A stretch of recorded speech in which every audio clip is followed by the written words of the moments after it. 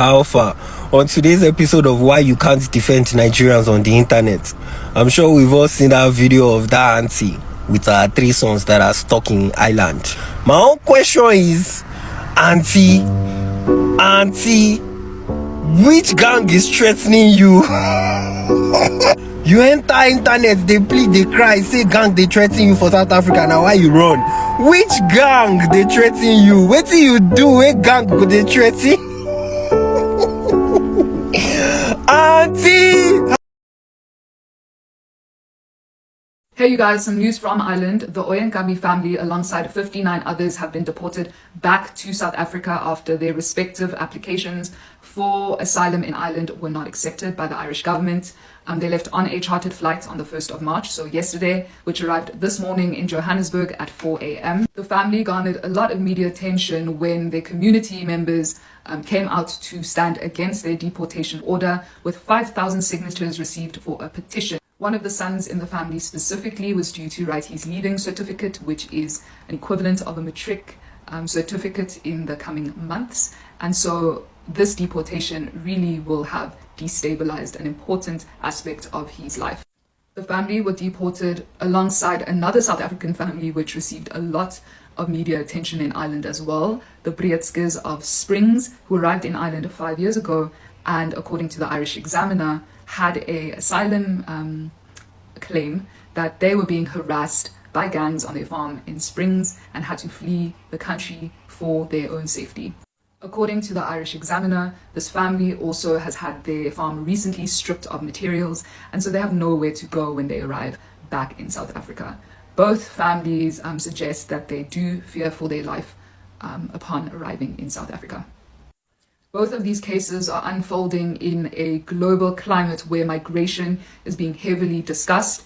In South Africa specifically, we've seen the Trump administration allowing white South Africans specifically provisions to come to America due to alleged persecutions, and also a current investigation into the South African Home Affairs Department, who have been found to have been selling illegal South African documentation, which has allowed nationals from various countries across the world to use South African documentation for entry into various countries. One of these countries being Ireland, where South Africa did not previously need a visa for travel, and as of 2024 needs a visa due to corruption and irregular immigration using the South African documentation. So these are very loaded cases at a time where immigration has a spotlight in the world.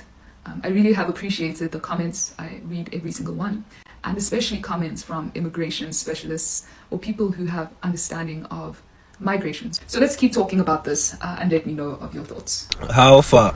On today's episode of Why You Can't Defend Nigerians on the Internet, I'm sure we've all seen that video of that auntie with her 3 sons that are stuck in Ireland. My own question is, auntie, which gang is threatening you? You enter internet, they plead, they cry, say gang they threaten you for South Africa. Now why you run? Which gang they threaten you? What do you do? What gang go they threaten? Auntie, no they lie now. No, they lie. Which gang they threaten you? Boy, I enter internet, come and tell us which gang they threaten you, because me I don't understand. They're not gonna finish us on top this internet. Auntie, come and tell us which gang is threatening you. I bet she na 24 or 25 or 26. Now numbers gang. Which one they threaten you? Come and tell us. I beg. Do you remember that family from Ireland that was a source of the protest earlier last month, early February? The family of Titilayo Oyegami in Ireland. Yes, they were deported yesterday to Johannesburg. They landed Johannesburg International Airport this morning. Apparently 63 people were deported from Ireland. Those people had a failed asylum seeker in Ireland. You know, the concern I have with this is that why do we have to hear this from the island? Why the Home Affairs is not saying anything? Why your Dr. Leon Schreiber, your DA minister, is not saying anything about this story?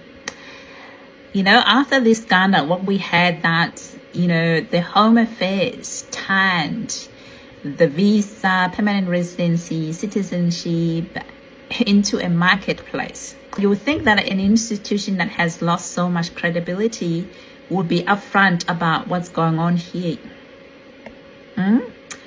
So we're going to hear all of these deportations. There were 63 people deported for failed asylum in Ireland, deported back to South Africa.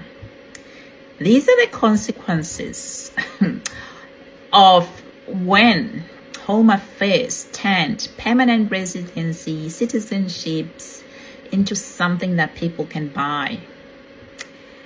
This one doesn't just hurt South Africa, you know, it doesn't even hurt South Africans. It changes how the world treats South Africa. All right?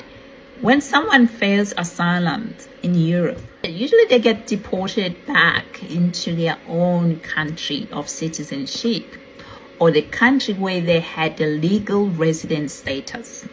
All right? Legal resident status or the country where they had their citizenship. If South African permanent residency was fraudulently acquired or granted through this Home Affairs marketplace, visa marketplace, citizenship marketplace that we were told by SIU, and it was never cancelled, then Europe will treat South Africa as a lawful return country. Like I said, you're going to have a lot of them, 63 of them. It wasn't just her, it was other. The total number of people deported and landed Johannesburg or Tambo this morning were 63 deportees with failed asylum in Ireland. We hear this from where? From Ireland, not from our own Minister of Home Affairs. DA is crap. I'm sorry, crap. I mean, an institution like South African Home Affairs that has very low trust and credibility, and you still behave the way you behave? Seriously? I shouldn't be hearing this stuff from Ireland. I should get this stuff from Home Affairs, from horse's mouth, what's going on. I should go to the Home Affairs, South African Home Affairs website and find out from there. We are left in the dark about what's going on. Now, that means people who are not South African citizens could legally be deported to South Africa. You could legally be people who are not South African citizens just because they had this fraudulent permanent residency that was never cancelled. Not because Europe is dumping them to South Africa, but because their own system certified that they are South Africans. They have a South African residency because the South African system certified them, because we know that they did turn the Home Affairs visa, permanent residence, citizenship into a marketplace. So the real issue isn't migrants here, South African. It's whether the South African Home Affairs is able to clean up the fraudulent permits faster enough. So you do not have people who do not want to be in South Africa being deported back to South Africa because they allegedly acquire South African permanent resident or citizenship through fraudulent means. Governance failures has international consequences.